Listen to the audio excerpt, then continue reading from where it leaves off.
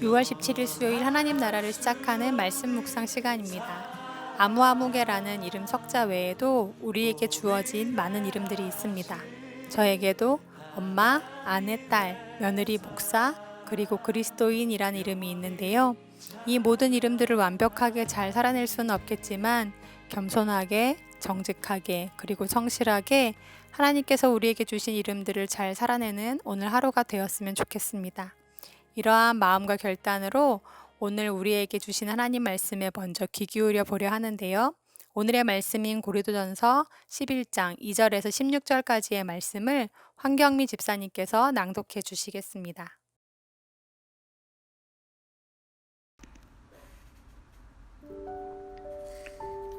너희가 모든 일에 나를 기억하고 또 내가 너희에게 전하여 준 대로 그 전통을 너희가 지킴으로 너희를 칭찬하노라. 그러나 나는 너희가 알기를 원하노니 각 남자의 머리는 그리스도요 여자의 머리는 남자요 그리스도의 머리는 하나님이시라. 무릇 남자로서 머리에 무엇을 쓰고 기도나 예언을 하는 자는 그 머리를 욕되게 하는 것이요 무릇 여자로서 머리에 쓴 것을 벗고 기도나 예언을 하는 자는 그 머리를 욕되게 하는 것이니 이는 머리를 민 것과 다름이 없음이라. 만일 여자가 머리를 가리지 않거든 깎을 것이요 만일 깎거나 믿는 것이 여자에게 부끄러움이 되거든 가릴지니라. 남자는 하나님의 형상과 영광이니 그 머리를 마땅히 가리지 않거니와 여자는 남자의 영광이니라. 남자가 여자에게서 난 것이 아니요 여자가 남자에게서 났으며 또 남자가 여자를 위하여 지음을 받지 아니하고 여자가 남자를 위하여 지음을 받은 것이니 그러므로 여자는 천사들로 말미암아 권세 아래에 있는 표를 그 머리 위에 둘지니라. 그러나 주 안에는 남자 없이 여자만 있지 않고 여자 없이 남자만 있지 아니하니라. 이는 여자가 남자에게서 난 것 같이 남자도 여자로 말미암아 났음이라. 그리고 모든 것은 하나님에게서 났느니라. 너희는 스스로 판단하라. 여자가 머리를 가리지 않고 하나님께 기도하는 것이 마땅하냐. 만일 남자에게서 긴 머리가 있으면 자기에게 부끄러움이 되는 것을 본성이 너희에게 가르치지 아니하느냐. 만일 여자가 긴 머리가 있으면 자기에게 영광이 되나니 긴 머리는 가리는 것을 대신하여 주셨기 때문이니라. 논쟁하려는 생각을 가진 자가 있을지라도 우리에게나 하나님의 모든 교회에는 이런 관례가 없느니라.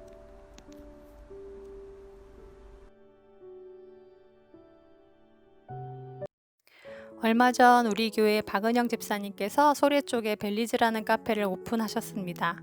코로나로 인해서 경제도 그렇고 사회적 분위기도 많이 침체되어 있는 상황에서 카페를 창업하신 터라 걱정이 많으셨는데요. 설상가상으로 집사님 카페가 위치해 있는 인천 논현동 쪽에도 개업 무렵 즈음해서 확진자가 생겨서 더 손님들이 없는 상황이었습니다. 개업 예배를 드리고 난 뒤에 두어 주가 지나서 요즘 근황은 좀 어떠신지 연락을 드려 보았는데요. 손님이 많은 날도 있지만 또 어쩔 때는 손님이 한 명도 없는 날도 있고 들쑥날쑥이라고 하셨습니다.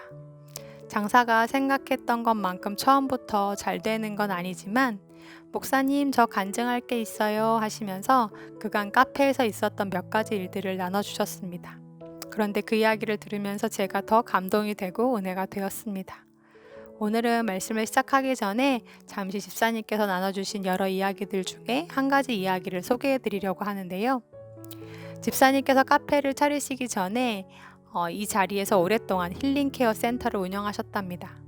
그런데 그때 진상 손님으로 기억되는 한 중년의 여자분이 계셨는데 몇 번을 가게에 들러서는 자기 짐을 한쪽 편에 쌓아두고 1시간 정도 조격을 하시다가는 비용도 내지 않고 그냥 나가시더라는 거예요. 그런 날이 몇 번이 있어서 기억을 똑똑히 하는데 그분이 어느 날 아들이랑 같이 카페에 찾아오셨다는 거죠. 모르는 채 하고는 주문한 음료를 가져다 드렸는데 두 사람 이야기를 들어보니 누군가가 돌아가신 것 같더랍니다. 그분에 대해 원래 안 좋은 이미지가 있던 터라 말을 섞고 싶지는 않았지만 아들이 통화를 하러 나간 사이에 그 여자분께 슬며시 다가가 여쭤보셨답니다. 누가 혹시 돌아가셨냐고요. 그랬더니 그분이 하시는 말씀이 자기 남편이 오랫동안 암으로 투병을 하다가 돌아가셔서 어제 장례를 마쳤다고 하시더라는 거예요. 그러면서 자기 삶을 이야기해 주시더랍니다. 그런 남편을 간호하면서 돈은 벌어야 하니까 남동공단에 나가 일을 하셨는데 일이 끝나면 집으로 가야 되는데 자기도 너무 지치고 힘이 들어서 바로 집으로는 못 가겠고 그곳에 와서 멍하니 쉬다가 가시곤 하셨다는 거죠. 집사님께서 그 이야기를 들으시면서 그제서야 왜 그분이 그러셨는지, 왜 그렇게 정신이 없는 사람처럼 보였는지 이해가 되시더랍니다. 그래서 그렇게 그간의 오해가 풀리고 이분께 힘들 때는 언제든지 찾아와서 차 마시고 가시라고 언니 동생 하자고 하셨답니다. 그 아들도 어머니가 앞으로 드실 음료값은 자기가 때마다 와서 정산하겠으니 우리 어머니 잘 부탁드린다고 하시면서 가셨다고, 하나님께서 오랜 오해도 풀어주시고 좋은 단골도 허락해 주셨다고 간증을 해주셨습니다. 이처럼 어떤 사람의 행동 뒤에는 그러한 일을 한 것에 대한 나름의 이유가 있습니다. 비록 사람은 그 이면을 보지 못해 눈에 보이는 대로 믿고 판단하는 경향이 있지만 우리 하나님은 중심을 보시는 분이셔서 보여지는 결과보다는 그 의중과 동기를 더 중요하게 여기십니다. 오늘 고린도전서 11장에 보면 교회의 예배나 모임에서 머리에 무엇을 쓰는 문제로 인해 바울이 남자와 여자의 경우를 각각 나누어서 어떻게 하라고 권면의 말씀을 전해주고 있습니다. 잘 보시면 남자의 경우와 여자의 경우가 반대라는 걸 아실 수 있으실 텐데요.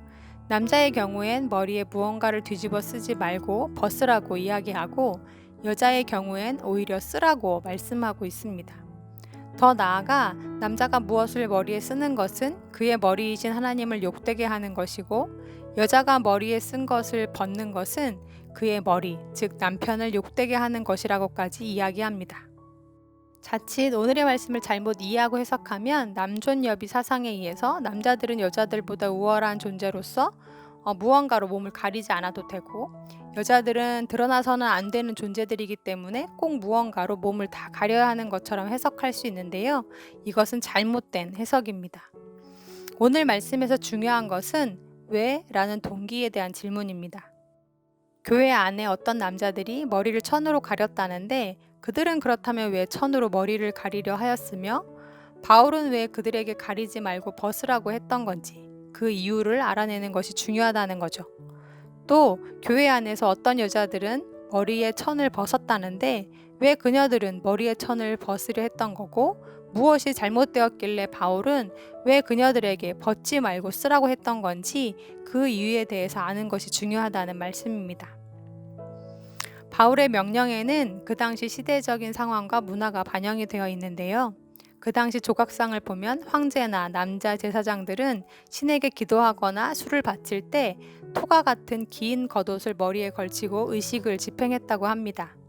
이 당시 토가는 귀족들과 종교적, 정치적으로 권력이 있는 사람들이 입었던 옷으로 계급을 나타내는 상징이기도 했는데요. 바울이 교회 안에서 남자들이 머리에 무엇을 쓰지 말라고 한 이유는 세상에서 하는 것처럼 똑같이 교회 안으로 그 계급 우월주의를 끌고 들어와서 세상 지위를 드러내지 말라는 말씀입니다. 교회의 머리는 사람이 아니라 예수 그리스도이심을 인정하라는 말씀인 거죠. 그렇다면 여자들의 경우엔 왜 반대로 머리를 꼭 천으로 가려야 한다고 했던 걸까요?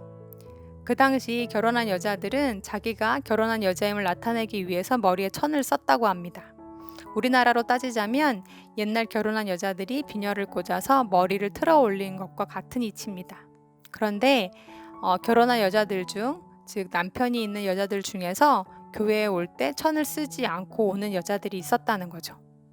그들이 자기가 결혼한 여자라는 걸, 또 자기에게 남편이 있다는 것을 굳이 알리고 싶지 않은 어떤 마음이 있었다라는 것입니다.